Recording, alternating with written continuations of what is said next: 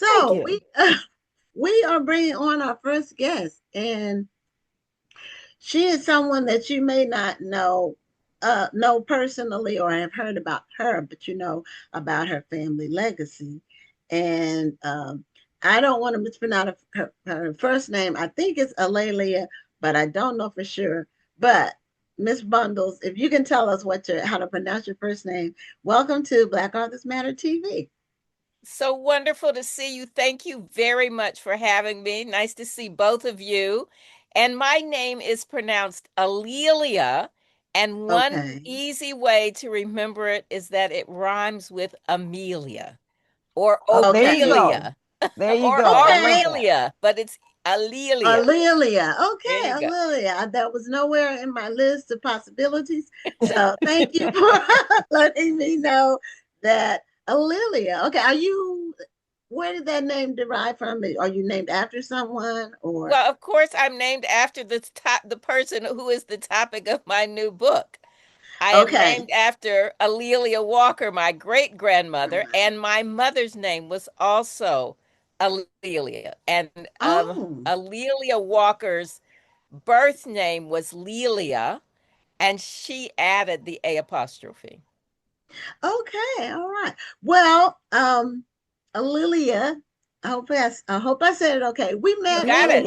We met her at the National Book Club conference like at the end of July, and we asked her if she'd be a guest on the show, and she graciously agreed to appear on the show to tell us about her latest work. And she also corrected the flyer that we had because I thought she wrote historical fiction, but she said no, she writes biographies, actual biographies that are Nice. nonfiction. So she wanted to make that clear because there have been quite a few books, and her legacy is with Madam C.J. Walker, who was her great great grandmother. So there have been many books about Madam C.J. Walker, and most of them have been historical fiction. So, but your book is about your uh, grandmother, I Great believe, or grandmother. great So, grandmother. actually, I can tell you there have not been that many books about Madam Walker, and I've written four of those books. Those are all biographies, nonfiction. There is Okay. one novel about her, and I always like to make that distinction. Sometimes people will use the word novel as kind of a generic for books, but we all learned in fifth grade that a novel was fiction. And there has been a novel called The Black Rose by Tanana Yes. Reeve Dew Yes. I about read Madam that. Walker, but that is fiction and not, Right. accurate history. And Right. I'm a journalist by training, and so I really pride myself on having a book that's factual, but I do try to make sure that my writing is easy to read and is more, reads more like Right. fiction Like a because I novel. try Yes. to No. do the good writing and not the boring writing. So I'm Right. hoping that I have, struck the balance. Right. And your latest book, do you have a copy of it so you can Yeah, so show it to here us we right go. in Let's this in front let of the us grab a screen? copy. Okay. So my latest book is Joy Goddess, Alelia Walker and the Harlem Renaissance. And behind me here is On Her Own Ground, The Life and Times of Madam C.J. Walker. So that book came out in 2001.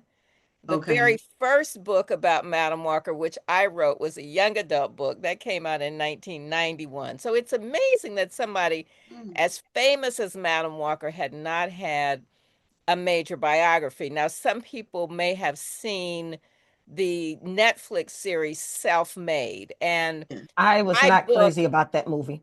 were you? I said Um, I Was was not. not yeah, no, crazy nor about was that movie. I. Nor Yeah, was Yeah. I I. wasn't either. I saw it as well, the whole thing Well, all that's the good. I'm glad we agree on Okay. that. I So, was scared to tell you because you might have been real happy about that no, no, movie. no, no. Listen, I'm glad that and I'll tell you why without going on and on. But my book On Her Own Ground was, optioned by a studio in in Hollywood. And I was really happy that Octavia Spencer was connected to it because I think she's great. If we had just seen Octavia Spencer on the screen and nothing else, it would have been fine. Yeah. And a lot of people worked hard, the hairstylists, the makeup people, the set people. And Blair Underwood is a very nice man. I came away from that with a friendship with him. So we can say that and she's a great actress. But I really did not like what they did. They made up a storyline. They wanted to Right. have like kind of a cliche of two women Yeah, and fighting that each that was my other. biggest problem with the movie is that two black women who did so much for to advance black women's beauty, and you made the entire movie pitting these two against each other. You even started the movie with them in a boxing ring. And that was the theme throughout the entire movie. And Annie Turnbull Malone, my soror, so we love her. She was amazing in her own right, and she should not be reduced to having to compete with Madam C.J. Walker. You and I are on exactly the same page. And believe me, I had major arguments with the showrunners and the head writer, who were all black women. And Yes, I told them that this was wrong.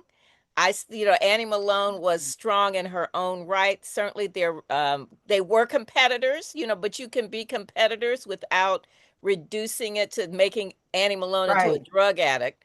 It was not about skin color. And then they entirely made up a girlfriend for Alelia Walker. And so for people who saw it, I'm really, really eager for them to read Joy Goddess, which is factual and not Yes, made up. The real conflict, they were just doing, I think that they really underestimate Black women's intelligence yeah, when they go to that kind of cliche.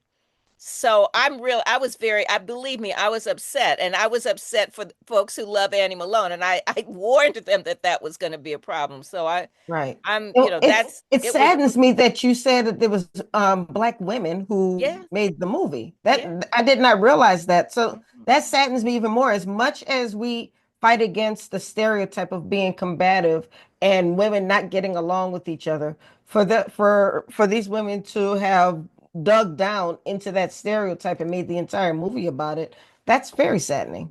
It is saddening. Believe me, you don't know how saddened I Probably am. sad and maddened. It's probably And that both. and that. But Maddening.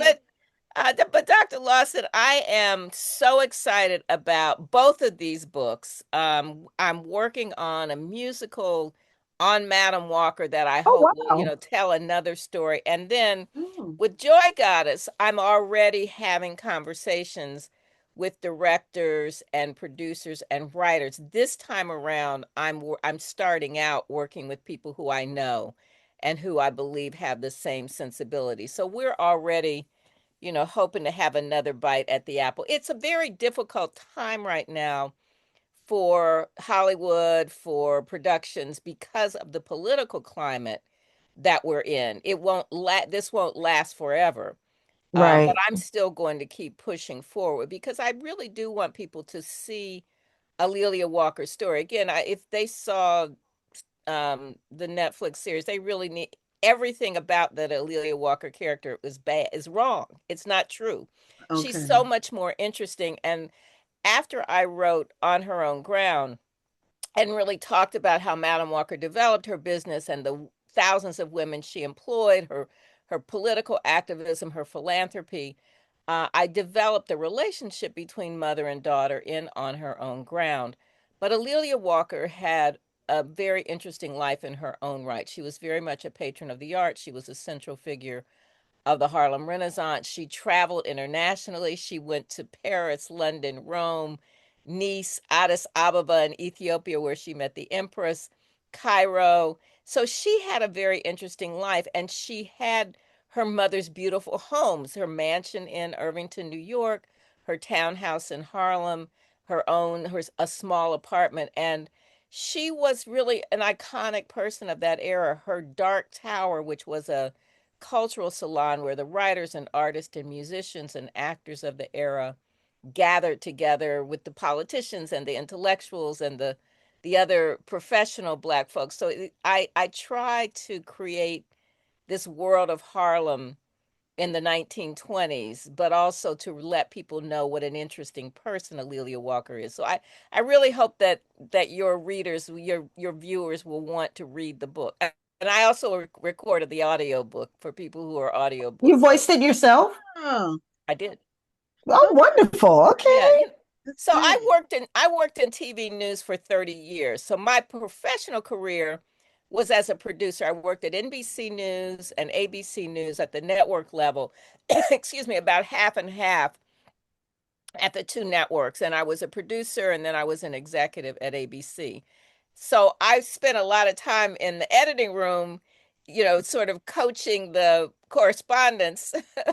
And now this Right. time I'm on the other side of the microphone. Oh, Oh, that's really cool. are you familiar with Jeffrey Blunt? Mhm. Okay. Yeah, Um, we worked together. okay, that's why, because he was on the show with his latest book, his the last book that he wrote. Yes, he and And he's we were both before we wrote our books. We were colleagues. oh, okay, all right. And that's I would imagine that's a very small group of people, Black people who work at the higher levels of Mhm. television, news, or just TV in general, especially behind the scenes. Making That's decisions. true. It's a small group. So now, did you have a lot of material already? Where was was your great grandmother and your great great grandmother and your mother? Did they retain a lot of documentation? Did they have diaries? Did they have um, what? How easy or difficult was it for you to pull all this information together?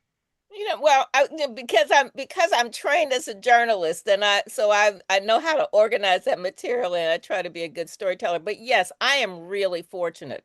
The reason that I'm able to tell this story is because Madam Walker was very smart about her executive team. She had a great attorney, a secretary, the manager of her factory, and they saved the documents. And so I Wonderful. have the Walker Company. The papers are at the Indiana Historical Society, literally 40,000 documents that have been digitized. And Dr. Wow. Lawson, one of the reasons that it is harder to tell Annie Malone's story is because they do not have that same body of material.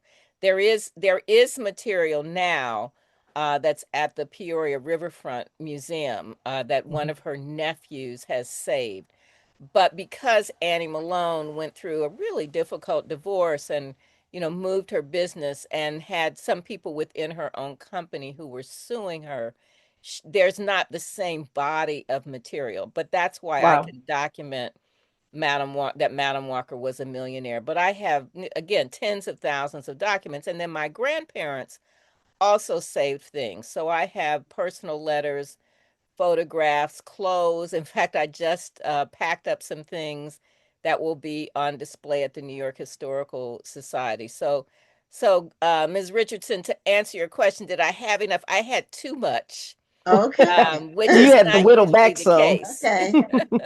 But that's a good problem to have. It is. Yeah. And one of the things, I mean, I think, I hope I probably sounded a little cranky about my the fact that I write nonfiction, but we have so many of our stories are not told. And so I feel like I'm writing that kind of first draft that 100 years from now somebody will have the citations and the documentation and all those things at the end of the book, because I know everybody doesn't want to read all that stuff, but to give the roadmap for other people. But at this point, we know ancestry.com. We can find those ancestors.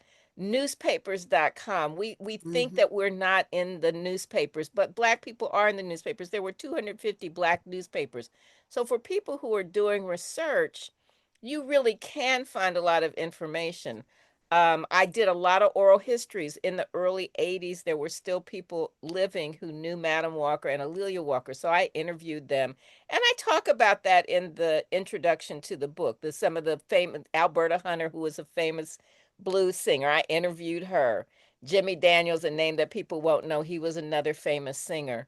For people who are my age and older who know Jet Magazine had a column called Society World. And the person who wrote Yeah. that was a woman named Jerry Major. She was one of Alelia Walker's friends, and I interviewed Hmm. her. So I have a lot of material to work with. Okay, Well, that's I will say that what you're saying is kind of a life lesson. I think that we in this day and age, in this digital age, we forget about documenting what we're doing. We're taking a lot of selfies, but we don't really want to tell our story, or we only want to tell the good news part of it, and the part that we can flex on, but we don't want to share the struggle, which only tells half of the story. So, it's really hard. It will be really hard to tell some people's stories in full the way you're able to do with Madam Walker, because everybody's not saving their history. And it is unfortunate that Annie Turnbull Malone didn't have that same research team, or that same assistant team that could document everything that she was doing, so they could tell a full story about her as well. Right. No, that's true. mhm. That's true. I mean, and I was in I'm on Martha's Vineyard a couple of weeks ago. I have a good friend, Juliana Richardson, who created something called the History Makers, and people can Google that, historymakers.org, I think. But she is just a visionary. And about 15 or 20 years ago, she realized that a lot of the really well known Black people who'd made major contributions, that we were losing their stories. So she started an oral history, videotaping them. There are now 4,000 of those videos that are housed at the Library of Congress. And so if people just want to know about Vernon Jordan or Eartha Kitt, or, any of these entertainers, political people, educators, lawyers, all of that, athletes, they can go to historymakers.com or historymakers.org and see those things. It's great for if you have kids or grandkids who are writing reports and they want to find some, interesting people. But when I was on Martha's Vineyard, I was moderating a panel for her with Eartha Kitt's daughter, George Johnson, who created Soft Sheen, his son, another woman who was one of the first Black women at PBS, and then a woman whose father was Franklin Thomas, who was the first Black head of the Ford Foundation. Then we also talked to the person who is digitizing the Johnson, Jet and Ebony's archives, and another person who is at the Harvard Law School who's digitizing Charles Ogletree's papers. Charles Ogletree, some people may know, Mhm. he was a professor at Harvard Law School and was one of Barack Obama's mentors. So we talked about those papers, but we also talked about how people, when somebody dies, people throw things away. They throw out the Right, report cards. exactly. And that means we're destroying our own history. We're complaining about the president erasing our history and trying to And change we're our erasing our museum. own. We're erasing our own history when we don't save those things.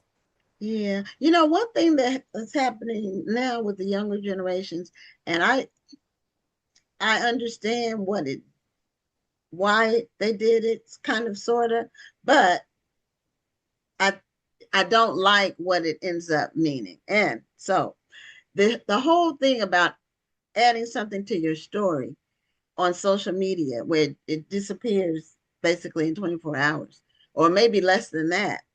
And that whole trend started with Snapchat, where things erased in 24 hours, because my daughter was in middle school going to high school when the whole Snapchat thing was created. And the whole concept behind it was so parents wouldn't see whatever you were posting. It would disappear in 24 hours. Although, if you do a screenshot, it's still not going to disappear. But the story, if you want to see like what someone is doing on their social media, you don't really have, for younger people, like my daughter's 29. So you don't have like the history, because a lot of what they do they put in their story, which disappears, Mhm. which I understand why they do it, but it's like everything has to be now. Everything has to be about what happened today and not enough about what happened yesterday, which is the reason why you're here today. The yesterdays, all the yesterdays of all the people in your lineage is why you're here today. So I don't know where that's gonna go. You know, a lot of the technology is moving so fast. It's hard to see where it's going to land in the future. And the Mm. future is happening a lot faster than it used to as well. Mhm. So, but I'm glad that you were able to accumulate all this information. And I'm also, you know, when I saw that Netflix, was it a movie or was it more than It was one a part? Was it a series. Yeah, it series? was a four-part series. Yeah, I wanted to see it. I was excited that it was there. And then when I watched it, I was like deflated. I was you know, is this really what happened? So now that you said that's not, you know, a lot of it's just made up. That really makes me feel better about how I was feeling. Well, I am glad that you saw through it. Well, I would say that Madam, I know Madam Walker's name has is staying within our memories, and I'm glad for that. I know at one time, I don't know if it's still the case. The man who owned Essence Magazine, I believe he had also Right. kind of relaunched. Richelieu Yes, Dennis's yes. family owns the mansion. Mhm. Oh, so he still does own the mansion, and I Mhm. know he had kind of relaunched the beauty products or kind of rebranded them, so to speak. Is that That is still a true, thing? but there was a rebranding. The products were available at Sephora, and then Rich sold Sundial brands to Unilever, and after that, there was a limited edition that was a partnership between Walmart and Sundial. So I was the historian for that product, but it was a limited edition, so it's not currently available. I see. I see. I remember we were all talking about it, like, oh, we can get Madam CJ Walker brand. So we were all looking for it. Yeah, no, listen, and there's so many, there were they were very good products. The formulas were wonderful. I mean, I still have some. That's what I use on my hair. And your hair But is very shiny. I can see it through the Mhm. screen. uh-huh. Mhm. So but there's so many, it's very, as you know, it's such a competitive space, It hair is. care products now. And when you have Beyonce who has a hair care product, and Tracy Ellis Ross, this that celebrity is a big marketing tool. Yes, It is, but you know, with absolutely. the natural hair movement, and my daughter is a very big proponent of several things. One is natural hair, but two is buying natural products from Black-owned companies. Hmm. She is very committed to it, and so she's introduced, made me aware of some product lines that I didn't know about before. But she is very committed to both the fact that it's natural products and that the companies are Black owned. Right. So there's a lot Well, of small entities that are doing um, a really good job and have some staying power. That's right. I mean, and the products, because, these are very basic formulas. Madam Walker's formula and Annie Malone's formulas were very basic. Neither of them was the very first person to do the formula. So there were products that were available long before either of them was born, and there were other black owned companies well, now before you Annie just taught me Malone. something. So, I see, Mm-hmm. you just taught me something. I thought that Like, Annie Malone had actually created that product. So no, that's the myth. yeah. So it was actually so But she I was think that the printer. competition between the two of them is like, I did it. No, you stole it. I mean, it was there. Cuticura was very similar. It was around before either of them was born. But there also were other black owned companies before either of them. So it's just, that's everybody who creates some myths around themselves when they're in competition. This right. is And it true. seems This is like true. every so many, well, every generation maybe. But um, the black hair business, that a lot of companies are created, and then as the owners get older and pass away, I don't the brands don't seem to live beyond that. Because in the age 70s, the 80s, that period, there were several. Um, but I don't know if they're still even around. And now they're new ones, and I don't, hopefully they'll have some longevity because there's always a need. Right.